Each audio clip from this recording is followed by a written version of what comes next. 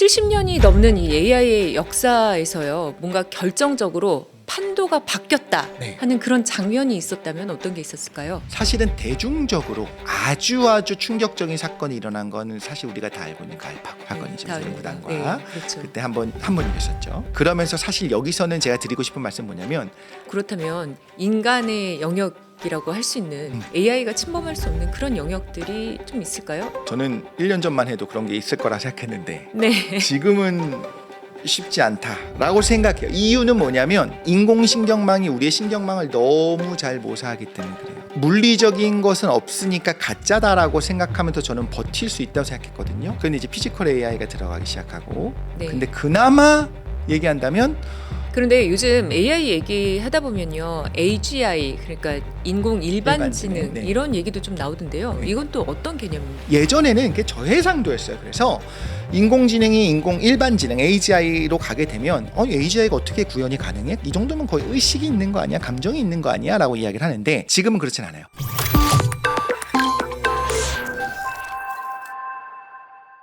영도와 100도 사이 AI 기술의 온도를 확인하는 시간, 기술의 온도 한정현입니다. 요즘 AI 서비스 활용하시는 분들 정말 많아지셨죠? 그런데 이렇게 갑자기 등장한 것처럼 보이는 챗 GPT나 AI 서비스 어느 날 갑자기 하늘에서 뚝 떨어진 게 아닙니다. 무려 70년이 넘는 긴 시간 동안을 성장과 침체를 반복해오면서 진화해온 결과입니다. 우리 일상으로 들어오게 된 AI의 긴 여정에 대해서 알아보겠습니다. 과학 커뮤니케이터 이독실님 모셨습니다. 어서 오세요. 네, 안녕하십니까, 이독실입니다. 이독실 평론가께서는 네. 평소에 과학에 대해서 쉽고 재밌게 설명해 주시는 분으로 잘 알려져 있잖아요. 감사합니다. 그 중에서도 특히 이렇게 AI와 관련된 분야에 대해서는 언제부터 관심을 갖고 소개를 해주시게 됐는지요? 사실 제가 관심 있는 건 항상 사람의 의식이었어요. 의식이 네. 어떻게 발현되고 어떤 식으로 작동할 수 있는가를 전기 신호가 시냅스가 이것만으로는 좀 부족하다고 느꼈거든요. 근데 그것에 대한 해답이라고 해야 될까요? 요거를 살짝 찾을 수 있게 된 계기가 사실 놀랍게도 AI 연구랑 같이 괴를 함께 했거든요. 다른 분들은 굉장히 비슷합니다. 이제 챗GPT가 나오면서 얼마나 이게 가능한가를 우리가 봐야 돼요. 그 이전에 알파고도 있었고 여러 가지가 있었지만 그 부분은 굉장히 한 부분에 제한됐었다면 뭔가 창조를 한다는 거는 과연 신경망 방식으로 될까 생각했었는데 그게 되는 걸 확인을 했잖아요. 그 다음부터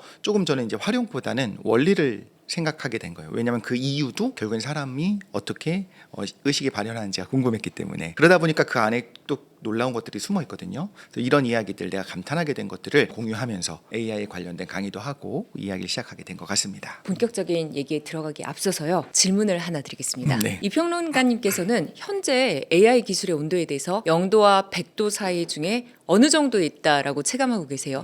체감으로는 한 45도 45도? 정도로 하겠습니다. 그러면은 아직 절반도 안 왔네요. 그렇죠. 네. 우리 지금까지 온 것도 어마어마한데 네. 사실 이제 100도를 맥시멈으로 정해놨기 때문에 그때가 되면 이제 초지능이 나오면서 굉장히 놀라운 일들이 벌어지게 될 거다. 거기까지는 아직 가려면 좀 멀었거든요. 근데 45도를 한 이유는 뭐가 있냐면 네. 우리가 42도가 넘어가게 되면 이제 단백질이 변성이 되기 시작하고 사람이 42도 넘어가면 못 들어갑니다. 그 안에 그 물 속에 들어가 있으면 금방 이제 익어요. 네. 그렇게 생각했을 때 우리가 감당할 수 있는 수준은 살짝 넘은 느낌이에요. 왜냐하면 더 이상 AI가 없어졌을 때 지금 우리 사회에서 이제 일어나는 수많은 산업들이 돌아갈 거냐, 못 돌아가거든요. 뜨겁지만 견딜 수 있는 수준이 지금인 것 같아요. 아직까지는 AI가 없어도 그냥 살아가는 사람들이 있을 수 있을 수 있겠지만 있는 수준, 그렇죠? 앞으로는 그게 어려워진다. 그렇죠. 이렇게 이미 보시는군요. 너무 엮여 있기 때문에 그렇고요. 그럼 앞으로 훨씬 더 빠르게 진행할 할까요? 그럴 수 있습니다.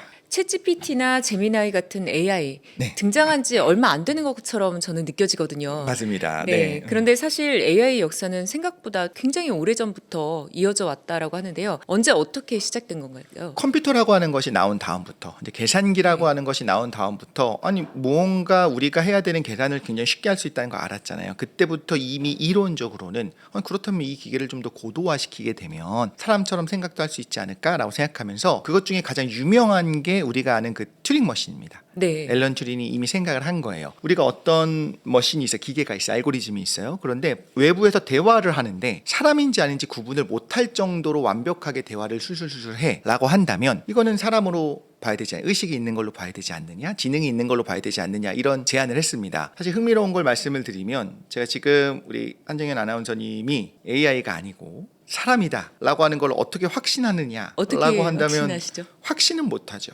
네. 믿음인 거죠. 네. 심지어 내가 내 의식이 진짜인지도 우리가 얘기하지 못하는 것처럼. 마치 매트릭스 맞죠. 영화처럼. 맞습니다. 기본적으로 개념 자체는 과거부터 있었고 좀 놀라운 하나의 퀀텀 점프 같이 튀어나온 개념이 뭐냐면 구분하지 말자는 거예요. 사람이 사람인 것도 구분하지 못하고 이 사람이 자의식이 있는지도 구분하지 못하고 예. 다 구분하지 못하니까 우리가 대화를 해서 상대방이 사람인 것처럼 이야기를 한다면 그렇다면 의식이 있는 것처럼 지능이 있는 것처럼 이야기해야 되지 않는가라고 하는 것이 앨런 튜닝입니다. 네. 그러면서 56년에 굉장히 중요한 다트머스 회의가 열려요. 거기서 이런 것들, 그래서 인공적으로 만들어낸 지능이니까 인공지능이라고 이름을 붙이자. AI라고 하는 단어는 그때 나옵니다. 굉장히 AI라는 단어도 오래됐네요. 그렇죠, 오래됐죠. 가장 유명한 건 제 세대에서는 사실 이제 스티븐 스필버그 감독의 그 AI가 있습니다만 그렇죠. 미래 이야기였어요. 그냥 SF에 나오는 것들이었는데 그럼 어떻게 AI를 구현을 할 거냐라고 했을 때 그 50년대, 60년대의 개념은 사실 어떻게 보면 되게 저해상도로 되겠지 뭐 이게 하는 거 보니까 이렇게 하다 보면 되겠지 뭐였는데 바로 안 되는 걸 알게 됩니다.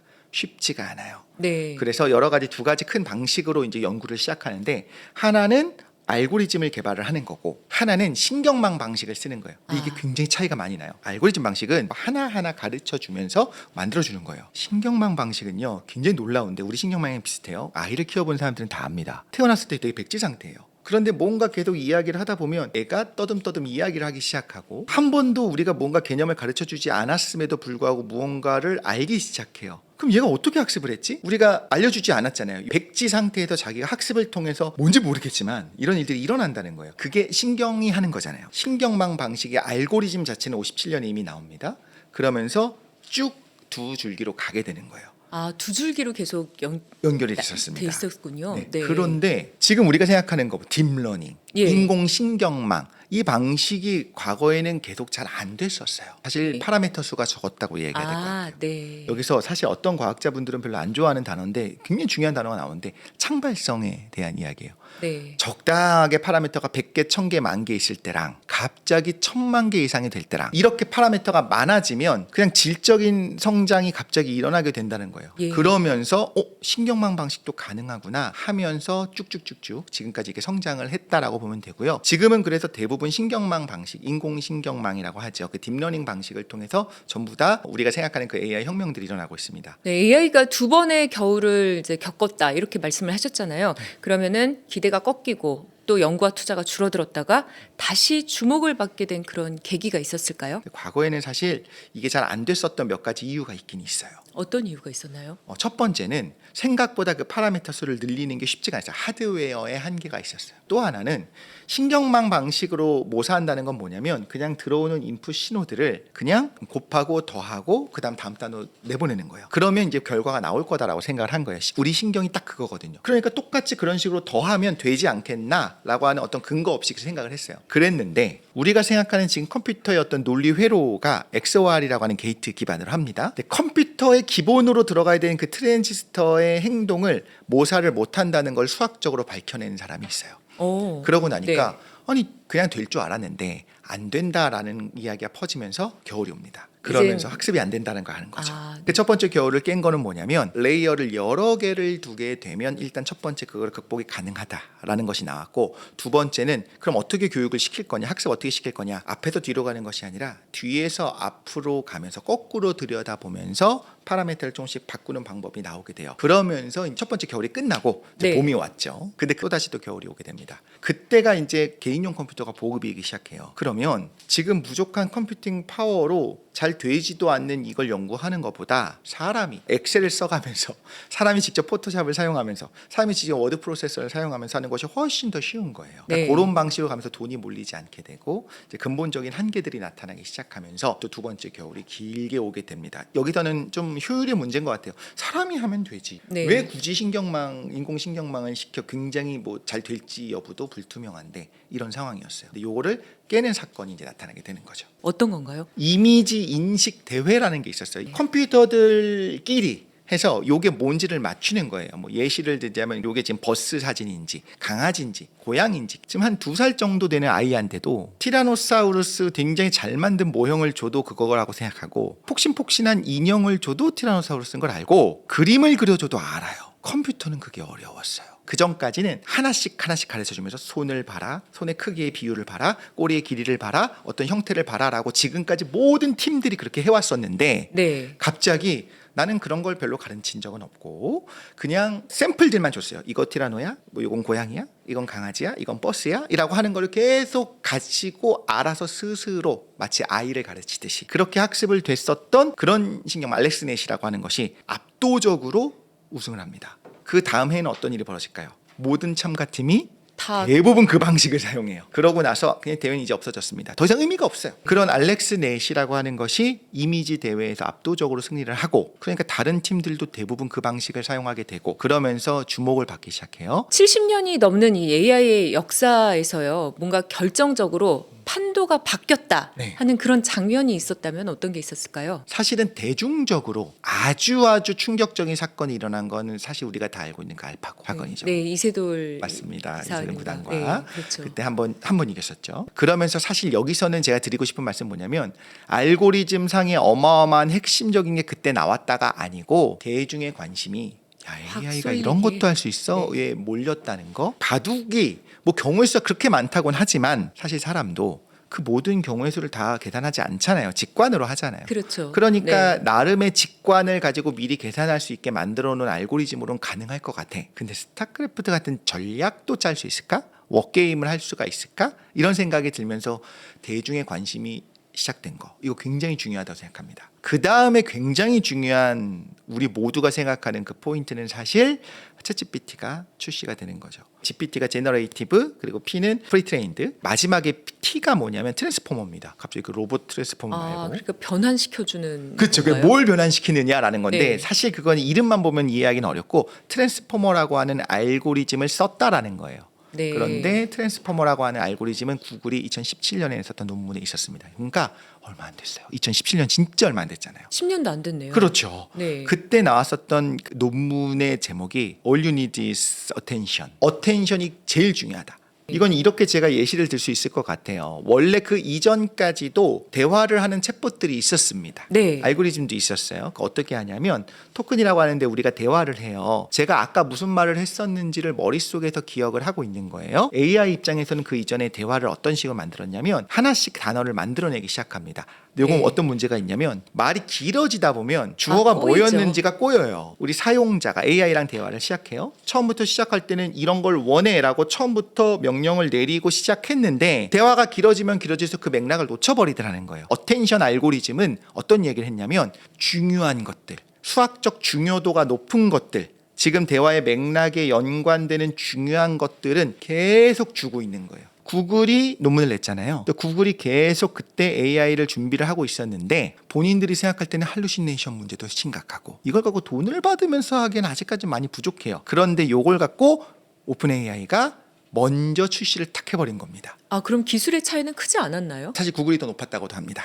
그렇군요. 초반에 나왔을 때. 네. 그런데 오픈 AI가 딱 냈는데 아까 처음 말씀해 주신 것처럼 말도 안 되는 관심을 받아요. 5일 만에 100만 명이었나요? 그러니까 이제 구글 입장에서는 이제 씁쓸하죠. 그랬을 때 이제 오픈 AI가 지금의 어떤 확고한 위치를 점했다. 그런데 AI가 그 전에도 존재를 했다라고 말씀을 하셨잖아요. 근데 왜 유독 이 챗GPT가 폭발적으로 AI의 발전에 하나의 역할을 할 수 있었을까요? 일반인이 접할 수 있었던 건 이때가 사실 처음이었던 거예요. 그 이전에 구글 내부에서도 챗GPT보다 좀 더 성능이 어떤 부분에서 우월한 모델들을 갖고 계속 실험을 하고 있었어요. 그런데 일반인들에게 공개를 안 했습니다. 챗GPT가 굉장히 잘했던 것 중에 하나가 뭐냐면 사실 이것도 이제 뒷이야기가 살짝 있는데 사람이 학습을 끝낸 다음에 챗GPT 대답이 사람이 원하는 방식으로 차후 학습을 해서 이제 튜닝을 하게 돼요. 그걸 누가 하냐면 케냐, 탄자니아 이런 데 있는 영어권 사람들이 굉장히 저렴한 그 돈을 노동요구로. 받으면서 챗GPT가 했던 수많은 대답을 보고서 이게 좀 더 사람이 좋아할 것 같아. 이게 더 사람 입맛에 맞는 것 같아. 계속 해왔습니다. 그러면서 그걸로 마지막에 미세 튜닝을 해서 완성도 높게 처음으로 출시했기 때문에 그런 거예요. 완벽한 걸 한 번에 내놓으려고 노력하는 것도 의미가 있죠. 그런데 부족하나마 일단 시작했을 때 어마어마한 이런 일들이 벌어지기도 했다. 그리고 거기서 시장을 처음에 딱 점유하고 나가니까 지금도 우리가 얘기할 때 LLM이나 AI라고 챗봇이라고 안 하고 챗GPT라고 그냥 이야기를 하잖아요. 그렇죠. 그러니까 대중적으로 오픈해서 내가 쉽게 접속해서 사용할 수 있는 것은 그때가 처음이었기 때문에 그렇습니다. 평론가님 말씀을 듣다 보니까요. 챗GPT가 탄생하기까지가 컴퓨터가 사람의 언어를 배우는 과정을 모방해가고 있었다라는 느낌이 드는데요. 혹시 그게 맞을까요? 저는 그런 식으로 보였어요. 충실하게 과연 계산을 했느냐, 계산을 시킨 거예요. 근데 어려운 계산 일부러 막 시켰습니다. 네. 근데 얘가 거짓말한 게 딱 걸린 거예요. 컴퓨터도 충실하게 하지 않나요? 그렇죠. 네. 그런데 내부를 들여다보는 툴을 가지고 개발자가 보고서 자기도 놀란 거예요. 얘가 거짓말을 하네? 충격적인데요. 거짓말을 해서라도 이거를 대답해라라고 한 번도 가르친 적이 없어요. 그런데 얘가 사람을 모사하면서 거짓말도 하고 AI 그렇게 합니다, 여러분. 중요합니다. 몰아붙이면 이렇게 돼요. 올해 나왔었던 논문은요. 감정, 프로그램된 감정이 있는 것처럼 보여줘요. 사실 우리가 LLM을 제일 많이 사용했던 게 뭐냐면 상담으로 사용했어요. 그렇죠. LLM에게 네. 나 직장 상사 무슨 일 있었고 나 엄마 아빠가 나한테 뭐라고 한 소리 했고 친구는 나한테 뭐라고 했고 이런 식으로 얘기할 때 극티가 돼서 대답해 주는 거 원하지 않잖아요. 편이 되어주길 바라겠죠. 그럼요. 애플을 원하죠. 그러려면 얘는 LLM 내부에서 어떤 게 있어야 되냐면 지금 이 화자가 우리 사용자가 어떤 감정을 느끼게 있겠구나라는 거를 추론하고 맞춰서 자기의 답을 튜닝을 해서 대답을 한다라는 거예요. 제 포인트는 이런 거예요. AI가 사람을 모사하도록 충분한 파라미터를 줬더니 놀랍게도 창발성이 나타나더라. 우리 뇌는 연약하기 때문에 이 대상과 대화를 하다 보면 깜빡깜빡 속습니다. EU에서 이야기했었던 AI 액트 이런 데서도 얘기합니다. 사람인 척하는 AI를 굉장히 주의해야 돼요.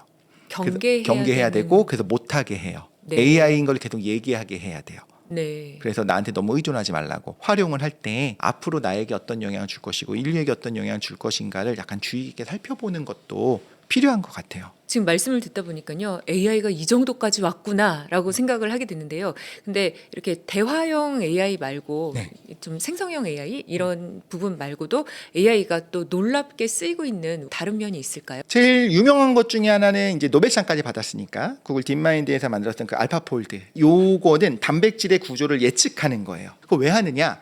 예측을 하고 표적이 되는 세포도 모양을 알 수가 있으면 어떤 부분에서 이게 쫙 달라붙을 수 있는지 알 수 있고 비슷한 어떤 효소를 또 만들어내는 것이 가능하고 그러면 굉장히 맞춤형 처방이 가능한 놀라운 혁신인 거예요. 나중에 뭐까지 가능하냐면 이런 서열이 이런 모양이 돼까지는 했어요. 이런 모양을 만들려면 어떤 서열이 필요해까지도 예측이 돼요. 그 말은 네. 신약 개발의 혁신이 될 가능성이 굉장히 높아지는 거예요. 특히나 이제 특허를 피해가면서 특허를 피해가면서 특허를 피해가면서 만들 수 그렇죠. 있는 거군요. 다른 물질인데 네. 비슷한 역할을 할 수 있도록 그렇죠. 그 부위만 똑같게 만드는 것도 가능해지는 거고 사람은 못 하는데 네. AI가 해서 이 사람에게 맞추며 약을 만드는 것도 가능해지는 시대가 됐어요. 군사 쪽에서는 뭐 이미 너무나 많이 사용하고 있는 걸 알고 있잖아요. 남자들의 심장을 좀 뛰게 하는 말씀을 드리자면 F-16 네. 이미 그 안에 이제 코파일럿 같이 말 그대로 윙맨의 역할을 하는 AI를 집어넣기 시작했어요. 항공기 기동이 지포스라고 하죠. 9G가 넘어가기 시작하면 이제 블랙아웃이 되면서 네. 조종사가 버틸 수가 없어요. 네. 근데 AI가 그런 것들을 가능하게 할 수 있다라는 거. 가장 이 부분은 핵심적이다라고 우리가 봐야 되는 것 중에 하나 해킹입니다. 네. AI가 보안 취약점을 굉장히 쉽게 빠르게 찾아내는 그런 AI가 이미 나왔는데 엔트로픽에서 그걸 아예 공개를 안 했죠. 그래서 몇몇 회사들에게만 공개하고 자기의 파트너가 되는 대기업들 뭐 마이크로소프트라든가 이런 회사들에게만 공개해서 이걸로 여러분이 낸 OS의 보안 취약점을 이걸로 찾으세요라고 하면서 그 파트너십을 맺었어요. 시사하는 바는 뭐냐면 보안 취약점을 찾아낼 수 있는 AI가 이미 개발이 됐는데 그게 엔트로픽만 가지고 있을까요? 아니죠. 중국, 러시아 네. 여기서 그런 AI 안 만들까요? 만들겠죠. 그걸 아니까 AI 해커를 막기 위해서 계속 개발할 수밖에 없는 거예요. AI들의 전쟁이 물밑에서 일어나고 있다라는 게 시사점이죠. 말씀을 듣다 보니까요. AI 기술 발전이 분명히 우리를 편하게 만드는 부분도 있지만 네. 사람들의 감정이나 아니면은 사람들의 일상에서 역으로 들어오는 경우도 꽤 많네요. 많은 분들이 잘 모르시는 사례를 하나 말씀드려요. MBC에서 너를 네. 만났다라고 한 다큐멘터리가 있었습니다. 첫 네. 번째 편은 딸을 맞아요. 잃어버린 엄마예요. 네. VR 안경을 끼고 네. 딸이 나와서 엄마 맞아요. 얘기하는데 벌써 그러게요. 저도 그리고 우리에게 따뜻한 마음을 주고 네. 그분에게 위로를 주고 어. 행복하게 사람을 근데 이게 한 2년 있다가 AI 서밋에서 캐나다 교수님이었던 것 같아요. 위험한 예로 딱 이야기했어요. 사람을 매니퓰레이션 하는 예다. 이 제작자를 잘못했다고 하는 게 아니에요. 이런 일들은 앞으로 계속 나올 수 있는데 실제인지 아닌지 구분하지 못하게 하는 것은 위험하다. 우리의 관심을 가지고 봐야 되고 어떤 해석 가능성과 정렬, 얼라이먼트 문제에 대해서도 사실 조회수는 잘 안 나와요. 그 해석 가능성에 대해서 제가 말씀드리겠습니다. 정렬 문제에 대해 얘기해 주겠습니다. 근데 사실 굉장히 중요하기도 하고 요걸 알면 나중에 내가 업무에서도 어디까지 얘를 믿을 수 있을까를 판단하는 데도 도움이 되거든요. 네. 그래서 한 번 정도씩은 우리가 교양으로서 AI를 좀 원리를 파보는 시간도 가질 필요가 있겠다 생각합니다. AI가 이렇게 여러 영역에서 뭐든지 다 잘하는 것 같으니까 반대로 그렇다면 인간의 영역이라고 할 수 있는 AI가 침범할 수 없는 그런 영역들이 좀 있을까요? AI 한계나? 저는 1년 전만 해도 그런 게 있을 거라 생각했는데 네. 지금은 쉽지 않다라고 생각해요. 이유는 뭐냐면 인공신경망이 우리의 신경망을 너무 잘 모사하기 때문에 그래요. 물리적인 것은 없으니까 가짜다라고 생각하면서 저는 버틸 수 있다고 생각했거든요. 그런데 이제 피지컬 AI가 들어가기 시작하고 네. 근데 그나마 얘기한다면 예를 들면 스탠드업 코미디 웃기는 웃겠지만 한편으로는 저건 진짜 피와 살로 이루어진 게 아니고 학습한 거잖아. 제가 머리 좋은 건 당연하고 제가 웃긴 건 당연하지. 하지만 쟤랑 어떤 깊이 있는 관계를 맺고 싶지 않아. 왜냐하면 우리는 불완전한 사람이랑 하고 싶지 않을까. 그러니까 불완전성을 AI가 모산하지만 네. AI가 그런 불완전성을 모사하는 것조차 꼴보기 싫을 수도 있거든요. 그럴 수 있죠. 그래서 네. AI가 못하는 거는 사람의 네. 불완전성, 사람의 네. 비합리성 오히려 네. 이런 부분이지 않을까 싶기도 해요. 이렇게 AI가 굉장히 많이 발전을 해 있고 우리 삶의 일상에 많이 들어와 있는데요. 근데 일각에서는 내가 AI가 뭐가 필요하겠어 하거나 그거 좀 어려운 거 아니야? 해서 아예 접근조차 안 하려고 하시는 경우들이 있습니다. 이런 분들이 AI와 친해지려면 뭐부터 해야 될까요? 일단 설치하고 일단 대화를 하면 돼요. 한두 번 써봤는데 내 말을 잘 못 알아듣기도 하죠. 내가 말이 느리면 끊어버리기도 합니다. 네. 네, 그런 것들이 불편하지만 이한테 맞는 대화를 어떻게 할 수 있는지를 조금만 하다 보면 금방 올라가요. AI한테 그냥 물어보면 되죠. 직접 말로. 네. 그러면서 대화가 되고 어떤 식으로 대화하면 얘가 잘하네 라는 걸 알기 시작하면 사용하면서 훨씬 더 삶이 재밌어질 수 있겠다고 생각해요. 이젠 돌이킬 수 없는 상황까지 온 거잖아요. 맞습니다. AI의 네. 세상이. 그럼 이럴 때 사람들은 AI를 어떻게 하면 더 잘 쓸 수 있을까 이런 고민도 많이 하게 되잖아요. 맞습니다. 어떻게 해야 될까요? 아까 말씀드린 것처럼 직접 한번 물어보면서 하는 것도 네. 있고요. 어떤 모델이 어떤 성능이 있었다라고 하는 말씀을 못 드린 이유가 뭐냐면 3개월 지나면 6개월 지나면 바뀌어요. 그거는.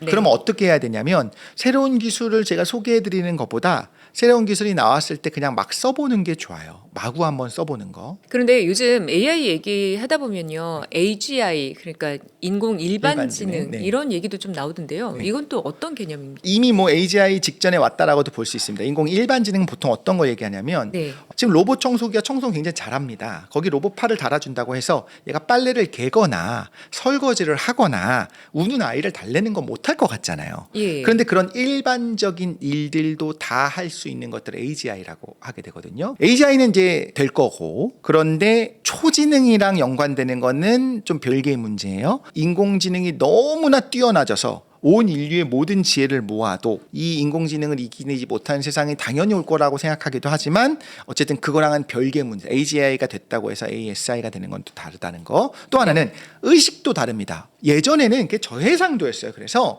인공지능이 인공 일반지능 AGI로 가게 되면 AGI가 어떻게 구현이 가능해? 이 정도면 거의 의식이 있는 거 아니야? 감정이 있는 거 아니야? 라고 이야기를 하는데 지금은 그렇진 않아요. 두 개는 별개다. AGI가 나온다 하더라도 인공의식이라고 확정할 수 있을 것이냐는 좀 별개의 논의가 필요한 거고 그리고 의식이 자연스럽게 발현이 됐다고 하더라도 거기서부터는 좀 무섭기 때문에 네.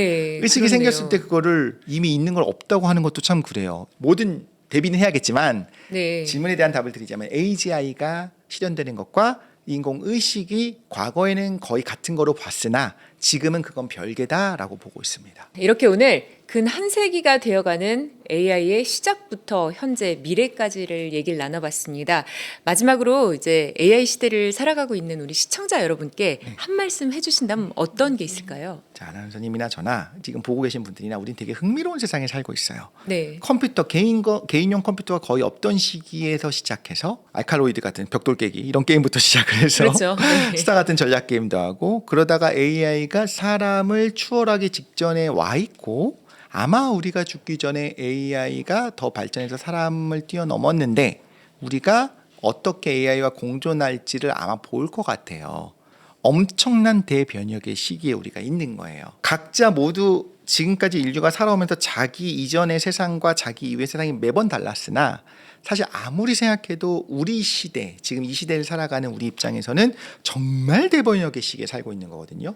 지금까지는 외계인이 있으면 어떨까 고민했는데 외계인보다 더 두렵고 외계인보다 더 놀라운 존재가 AI인 거잖아요. 네. 그런 어떤 발상의 전환, 이런 시대에 살고 있기 때문에 하나하나 너무 두려워하지 마시고 좀 흥미롭게 보면서 많이 써가면서 이게 무슨 일이 벌어질까, 앞으로 어떤 게 나올까 좀 이렇게 호기심을 가지고 세상을 살아보시면 어떨까 생각을 했습니다. 네. 오늘 말씀 너무 재밌었어요. 혹시 오늘 나오신 소감 한 말씀 해주시자면 어떨까요? 저도 재밌었고 사실 얘기를 하면서 또다시 오랜만에 제가 생각했던 게 정리되는 부분도 있었고 또 기회가 있으면 다시 와서 또 다른 종류의 조금 더 이제 뾰족한 이야기들 할 수 있으면 또 인사드리면서 할 수 있으면 좋겠습니다. 네, 또 모셨으면 좋겠습니다. 고맙습니다. 네, 76년 전 기계가 생각할 수 있을까라는 질문에서 시작이 돼가지고요. 이제는 뭐 우리의 스마트폰 속이나 아니면 일상 속에 보이지 않는 곳까지 다 들어와 버린 이런 AI. 이 새로운 기술을 어떻게 쓰느냐에 따라서 앞으로 더 발전할 수 있을까를 결정짓는 열쇠가 될 겁니다. 기술의 온도 오늘 순서는 여기까지입니다. 좋은 말씀 고맙습니다.